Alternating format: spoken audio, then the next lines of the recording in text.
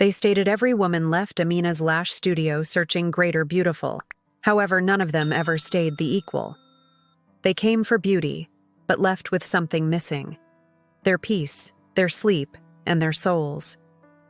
Amina's save had once been a barber's keep room, one slim rectangle squeezed between a kiosk promoting telephone add-ons and a seller who fried plantains from morning until nighttime. The signal above her door read Amina Splendor Studio in gold sticky label letters peeling at the edges. Inside, the distance became tight. One Lash mattress covered with a smooth white sheet. One status fan that rattled like cutlery in a tin. A small trolley with tweezers, lash trays, and a cracked replicate that doubled her worries on every occasion she regarded up. Each morning, she arrived earlier than the solar lifted the mist over the road. She swept sand and plantain flakes from the front step, wiped her replicate, and prayed small prayers as she rubbed palm oil on her arms to soften the cracked skin. On good days, Nipa introduced light. On horrific days, she pulled the tiny generator out of doors, whispered to it like a stubborn toddler, and begged it to start. Gas money turned into now not always there. Neither changed into desire if she become being honest. Amina had discovered lash paintings from YouTube and spent 2 months assisting a lady who later moved to Abuja. She practiced on her cousin, then on herself, then on any friend who allowed it. "Omo Lash, you day right here," the smooth drink supplier might tease as he rolled crates beyond her door. "I day," she might solution, smiling. So her clients, if any, came to peer a lady who wasn't sour. Lease became due every 3 months. The owner lived at the back of the plaza in a self-contained flat with a gate that by no means locked nicely. He had a skinny mustache and the behavior of a hawk. "Amina," he might say, tapping her door frame, "you realize we no day reach month quit." "I recognize, sir. Please deliver me till Friday. Someone is coming on Thursday for volume set." "Volume set no rent," he could mutter, but he constantly left. Maybe because he saw she changed into a tempting, her mother known as most evenings. "Mandy, have you ever eaten? Are you saving? I prayed for you nowadays." Amina usually said sure, even if dinner changed into simply Gary and groundnut. Even if she took small jobs at night, editing flyers on her cell phone for other women, making captions for boutiques on Instagram for 200 Naira, according to Submit. She would lie on her foam bed within the one room she rented in the next street, her thumb aching from preserving tweezers all day, and imagine a future in which customers booked her 3 weeks beforehand.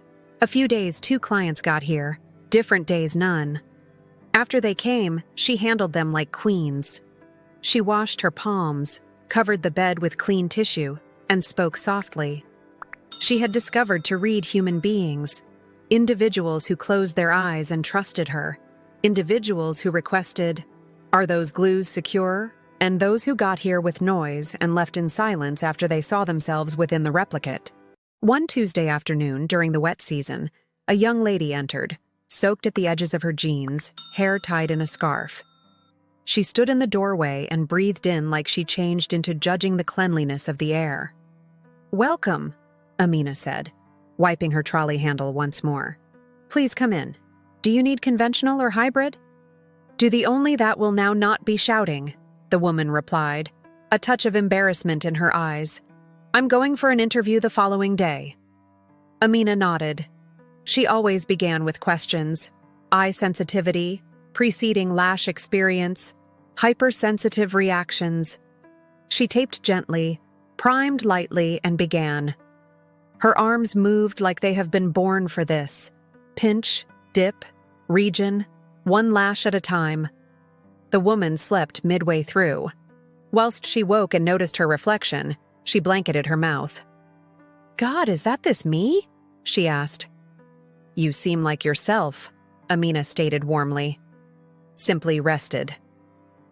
The girl paid the exact quantity and introduced 800 Naira. "Purchase natural water," she stated shyly. Amina laughed for the primary time that day. After the patron left, the plaza quieted once more. Rain began, tender at the start, then heavy, washing dust into the gutter. Amina stood at her doorway and watched water run like quicksilver ropes on the road.